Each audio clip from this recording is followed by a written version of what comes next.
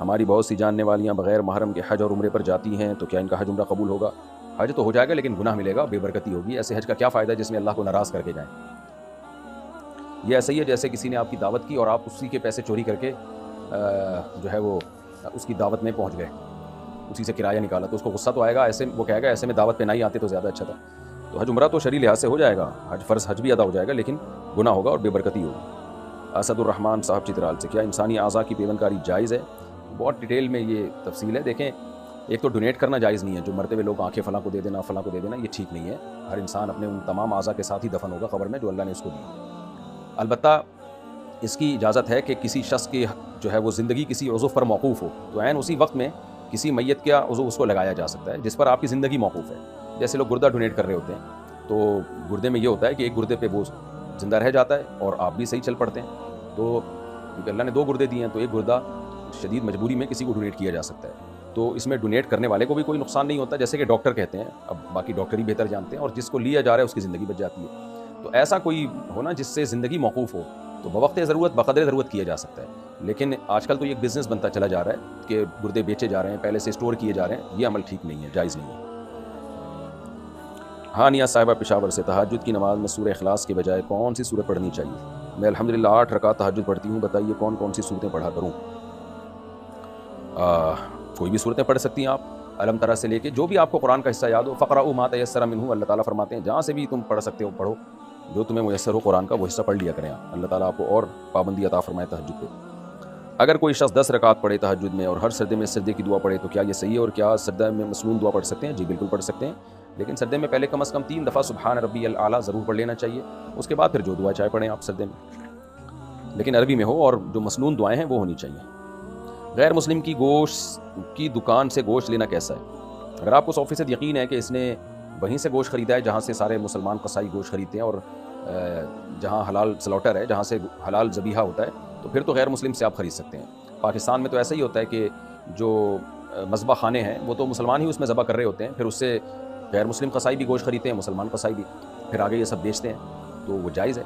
تو مسئلہ یہ نہیں ہے کہ غیر مسلم سے گوشت خریدنے کا، مسئلہ یہ ہے کہ غیر مسلم کا جو ذبیحہ ہے وہ حلال نہیں ہے، تو اس میں لوکیشن کے لحاظ سے فرق پڑے گا۔ تو یہاں کراچی میں تو اگر کوئی غیر مسلم بھی گوشت بیچ رہا ہے تو خریدتا تو وہ وہیں سے ہے، حلال سلاٹر سے ہی خرید رہا ہوتا ہے، لیکن اگر آپ اس سے پہلے ایک دفعہ پوچھ لیں وہ خود ذبح کرتا ہے تو پھر جائز نہیں ہے، اور صرف اس کی زبان پہ اعتماد نہ کریں، اور بھی لوگوں سے تھوڑا سا تحقیق کر لیں۔ اگر عورت نے شوہر کو 3 دفعہ طلاق کہہ دیا تو کیا طلاق ہو جائے گی؟ عورت 100,000 دفعہ بھی کہہ دے تو طلاق واقع نہیں ہوتی۔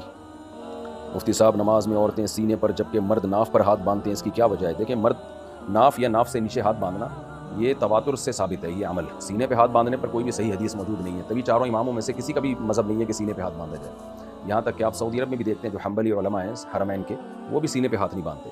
تو یہ آثار ہیں صحابہ تابعین سے، یہ تواتر سے چلے آ رہے ہیں کہ ناف پہ یا ناف کے نیچے، تو یا ناف سے تھوڑا سا اوپر، تو یہاں ہمارے علم میں کوئی اس کی دلیل نہیں ہے۔ بہرحال ایک اختلافی مسئلہ ہے، آج کل بن چکا ہے، اب اس میں شدت ٹھیک نہیں ہے۔ تو باقی خواتین کو جو کہا جاتا ہے نا یوں ہاتھ باندھے ہیں، وہ سمٹنے کی وجہ سے، کیونکہ اس پر امت کا اجماع ہے، کچھ مسائل اجماع امت سے ثابت ہوتے ہیں، ان کے لیے الگ سے حدیث نہیں چاہیے ہوتی، جیسے رکوع میں جا کے جب آپ کھڑے ہوتے ہیں تو ہاتھ چھوڑ دیتے ہیں، تو حالانکہ کسی نہ حدیث میں ہاتھ باندھنے کا ذکر ہے نہ ہاتھ چھوڑنے کا ذکر ہے، لیکن پوری امت ہاتھ چھوڑ کے ہمیشہ سے اسی طرح پڑھتی آئی ہے۔ اسی طرح خواتین صفا مروہ پہ چلتی ہیں، دوڑتی نہیں ہیں، تو اجماع امت سے ثابت ہے، یہ دلیل تو کوئی بھی نہیں ہے کسی کے پاس، تو اجماع امت بذات خود ایک دلیل ہے۔ اسی طرح عورتیں آہستہ آواز سے لبیک کہتی ہیں، تو اسی طرح اجماع امت سے یہ بات ثابت ہے کہ عورت سمٹ کے نماز پڑھے گی، یہ تواتر سے چلا آ رہا ہے یہ مسئلہ، سمٹ کے، اس پر الگ سے کوئی حدیث کا مطالبہ کرنا غلط ہے۔ تو جب سمٹے گی تو سمٹنے کی کیفیات میں اختلاف ہو سکتا ہے، اتنی بات تو ثابت ہے کہ سمٹ کے، تو اب علماء کو یہ لگا کہ اس طرح سے سمٹنا زیادہ ہے، جب جتنا یوں کرے گی نا اتنا زیادہ سمٹی بھی ہوگی، تو اس لیے چاروں ائمہ کے نزدیک عورت سمٹے گی۔ اب سمٹنے کی کیفیات حدیث میں نہیں ملتی ہمیں، اور اس میں کوئی اجماع نہیں ہے، تو پھر ہر ایک نے اپنے اپنے طریقے سے اس کو بیان کیا۔ تو احناف کے نزدیک یہ ہے کہ سمٹنا اس میں زیادہ ہے، اور جو ہے پاؤں کو چپکایا جائے گا۔ تو شوافے کے نزدیک بھی ہے، اب ان کے نزدیک بھی ہے کہ جو ہے وہ ایسے ہاتھ کو قریب کر کے باندھے گی۔ تو اصل جو چیز جس کو فوکس کیا ہے وہ ہے سمٹنا۔ تو اب سمٹنے کی کیفیات وہ جو ہے جو حضرات فقہاء نے اجتہاد کیا ہے وہ اجتہاد کے مطابق ہے۔ اگر کوئی کہتا ہے نہیں یہ اجتہاد ٹھیک نہیں ہے تو پھر آپ بتا دیں آپ کے پاس کون سی حدیث ہے کہ جی کس طرح سے سمٹے گی وہ، تو اجتہاد وہیں کیا جاتا ہے جہاں حدیث نہیں ہوتی، تو جب تک اس کے خلاف کوئی حدیث نہیں ہوگی تو اجتہاد ہی کیا جائے گا۔ تو تواتر سے ہمارے ہاں یہی چلا آ رہا ہے، صدیوں سے جو چلا آ رہا ہے نا فقہ کی کتابوں میں، صحابہ تابعین تبع تابعین سے، تو ظاہر ہے فقہاء نے وہیں سے لے کے قلم بند کیا ہے، اس میں یہی ہے کہ عورت سینے پہ ہاتھ رکھے گی، اور اس کی بیسک وجہ ہے کہ اس میں سمٹنے کا عمل اس میں زیادہ ہے۔ اچھا بھائی، محمد لقمان انڈیا سہارنپور سے، قضائے عمری میں ایک ایک کر کے نماز پڑھ سکتے ہیں؟ جیسے 1 سال تک صرف ظہر پڑھیں؟ جی بالکل پڑھ سکتے ہیں۔ جویریہ مسرور انڈیا سے، میں ڈاکٹر بننا چاہتی ہوں اور امی کہتی ہیں کہ ڈاکٹر مت بنو کیونکہ ان کو ڈاکٹر پسند نہیں ہے، جبکہ ڈاکٹر بننا میرا سپنا ہے، تو میں کیا کروں؟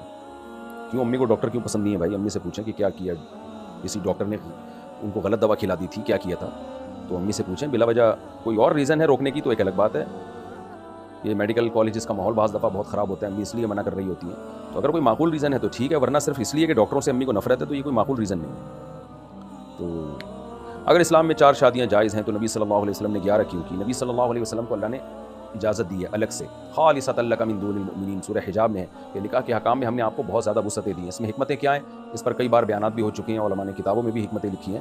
عرب میں تو ویسے بھی زیادہ شادیوں کا رواج تھا، 10 بیویاں، 11 12 بیویاں عرب رکھا کرتے تھے، تو اسلام نے آ کے اس کو محدود کیا ہے۔ تو نبی کو تو اجازت دی، باقی امتیوں کو حکم دیا کہ 4 سے زیادہ آپ کے لیے الاؤ نہیں ہے۔ تو اللہ کی مرضی ہے کہ ہمیں بھی تو اللہ نے 4 کی اجازت دی نا، 4 سے زیادہ کی اللہ نے نہیں دی، تو اللہ پر ہے اس کا مدار۔ تو اللہ نے اگر نبی کو زیادہ کی اجازت دے دی تو اس میں کیا اعتراض ہے؟ اس میں حکمتیں ہیں بہت ساری۔ شوہر کی مرضی یا اجازت کے بغیر ووٹ دینا کیسا ہے؟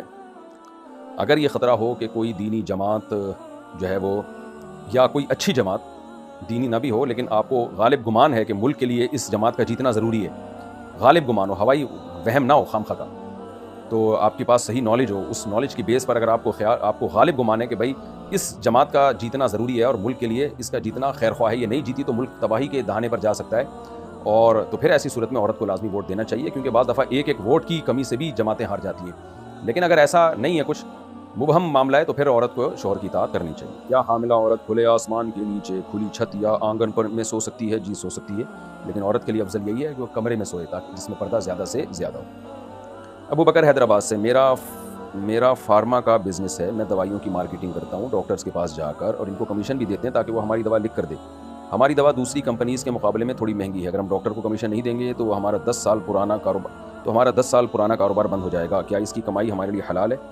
یہ عمل جائز نہیں ہے، کیونکہ ڈاکٹر پابند ہے پیشنٹ کو وہ دوا لکھ کے دینے پر جس میں جو پیشنٹ کے لیے فائدہ مند ہو اور سستی ہو۔ تو صرف کمیشن کی لالچ میں ڈاکٹر جو مہنگی دوا لکھ کے دیتے ہیں، یہ عمل ہی ناجائز ہے، تو ڈاکٹر کو اس عمل کی ترغیب دینا بھی ناجائز ہے۔ تو آپ اپنے کام کو جائز کرنے کے لیے اتنا کر لیں کہ ڈاکٹر کے پاس جائیں، کمیشن نہ دیا کریں اس کو، بس اس کو یہ بتایا کریں یہ دوا ہے، اس کے یہ بینیفٹس ہیں، تو یہ فائدے ہیں اس کے، تو یہ آپ جو ہے پیشنٹ کو دے دیا کریں، اس کی آپ اپنی کمپنی سے تنخواہ لے سکتے ہیں۔ ڈاکٹر کو اس پہ آپ نے ہدیہ دینا اور جو ہے رشوتیں دینا، یہ جائز عمل نہیں ہے۔ تو آپ کی نوکری کا اس سے تعلق ہے کہ اگر صرف آپ یہ نیت کریں کہ میرا کام صرف اس میڈیسن کو پروموٹ کرنا ہے اور ڈاکٹروں کے علم میں لانا ہے، تاکہ اگر ڈاکٹر اپنی ثواب دید پر یہ سمجھے کہ یہ میڈیسن میں نے پیشنٹ کو لکھ کے دینی ہے تو وہ دے سکے، تاکہ ڈاکٹر کے پاس نالج ہوگی تو دے گا نا۔ لیکن اس کو پیسے دینا، کمیشن دینا، ایئر ٹکٹ دینا، جو کہ آج کل کمپنیاں کر رہی ہوتی ہیں، یہ جائز عمل نہیں ہے۔ ڈاکٹر کے لیے بھی جائز نہیں کہ اس کو لے، ڈاکٹر کہے بھائی میری مرضی، میں پیشنٹ کے لیے اس کو مفید سمجھوں گا تو لکھوں گا، نہیں سمجھوں گا تو نہیں لکھوں گا، نکلو پتلی گلی سے یہاں سے۔ اگر مقتدی امام کے پیچھے زبان اور ہونٹ ہلائے بغیر تلاوت کرے تو کیا یہ صحیح ہے؟ جی، دل میں سورہ فاتحہ کی تلاوت کر سکتے ہیں، زبان نہیں ہلا سکتے۔ اگر کسی کو بیماری ہو کہ اسے مجمع میں جا کر گھبراہٹ شروع ہو جاتی ہو تو کیا وہ جماعت کی نماز چھوڑ سکتا ہے؟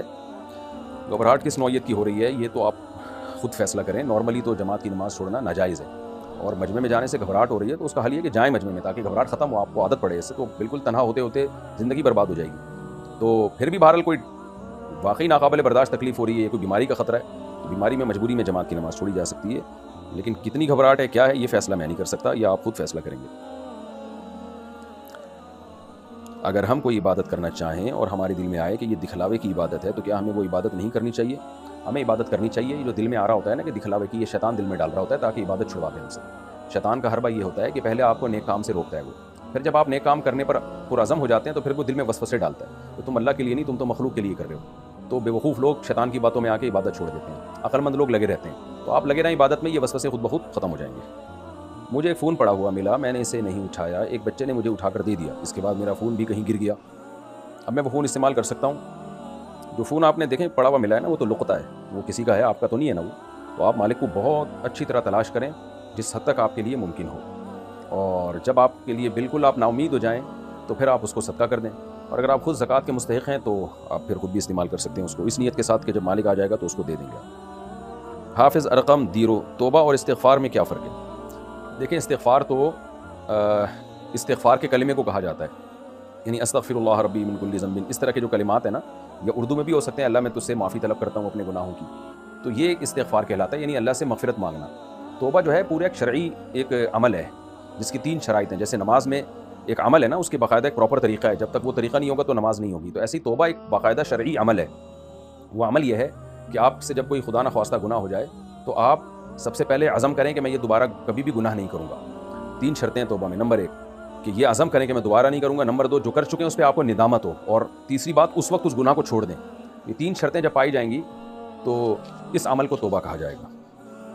اور استغفار معافی مانگنے کا عمل، کہ توبہ کے دوران جو اللہ سے معافی مانگی جاتی ہے نا، خاص عمل ہے کہ اللہ مجھے معاف کر دے، تو معاف کرنے کے لیے کوئی بھی صیغہ استعمال کریں گے کسی بھی زبان میں تو یہ عمل استغفار کہلاتا ہے۔ نعتوں میں نبی یا محمد کہنا کیسا ہے؟ میں یا نبی یا محمد کہنا کیسا ہے؟ اگر نعت میں یا شعر و شاعری میں یا نبی یا محمد کہا جائے، اگر استمداد کی نیت سے نہیں کہا ہے تو پھر جائز ہے۔ استمداد کا مطلب بعض لوگوں کی نیت ہوتی ہے یہیں سے بیٹھے بیٹھے نبی کو پکار رہے ہیں، نبی ہماری پکار سن رہے ہیں اور ہماری حاجت روائی کریں گے، تو یہ تو شرک ہے۔ یہ نیت نہیں ہے تو پھر جائز ہے۔ شاعری میں ایسا ہوتا ہے کہ لوگ ایک دوسرے کو پکارتے ہیں۔ محمد سہیل انڈیا سے، اگر صبح اٹھ کر برش کیا اور پھر روزے کی نیت کر لی اور سحری بھی نہیں کی تو کیا روزہ ہو جائے گا؟ جی ہو جائے گا، نفلی روزہ ہوگا، اور یا رمضان کا بھی ہو جائے گا، لیکن قضا روزے کے لیے صبح صادق سے پہلے نیت ضروری ہے۔ میرے شوہر بدعات و رسومات کرتے ہیں جبکہ میں بدعات سے اجتناب کرتی ہوں۔ ہماری ہر محرم اور شب برات پر لڑائی ہوتی ہے شربت اور حلوہ بنانے پر۔